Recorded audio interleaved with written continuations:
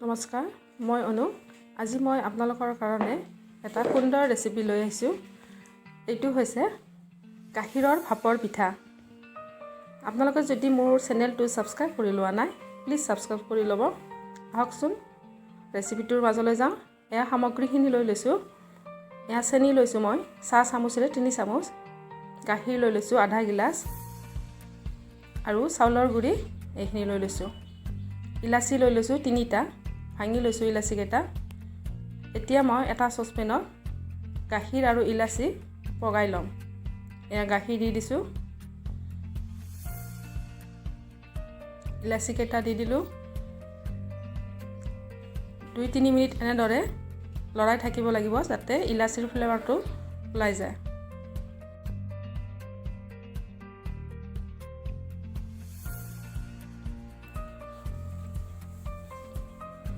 হৈ গ'ল, গাখীৰ অকণমান ডাঠো হৈছে। এতিয়া মই এখন চাহ চেকেনিৰে গাখীৰ চেকি লৈছোঁ। এয়া চাউলৰ গুড়িত অকণমান নিমখ দি দিছোঁ আৰু এতিয়া ইয়াত চেনি দি দিম। এয়া চেনি দি দিছোঁ। এতিয়া অলপ অলপকৈ গাখীৰ দি এইখিনি ভালদৰে সানি ল'ব লাগিব।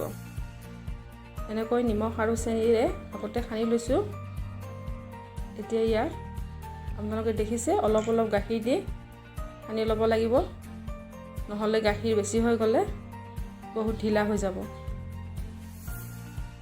গাখীৰ আৰু চেনিৰে সানিলে অকণমান গোটা গোটা হয়, সেইকাৰণে মই এই চালনীখনেৰে এনেদৰে গোটাবিলাক ভাঙি লৈছোঁ।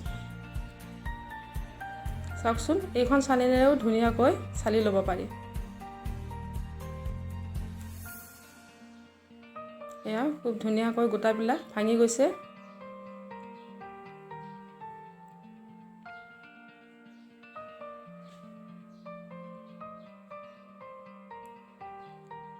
এতিয়া মই পিঠা বনাবৰ কাৰণে এয়া এটা কাপ ফুটা কৰি লৈছোঁ।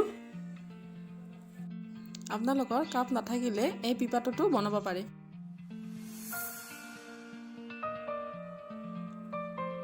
এয়া কাপত লৈ লৈছোঁ।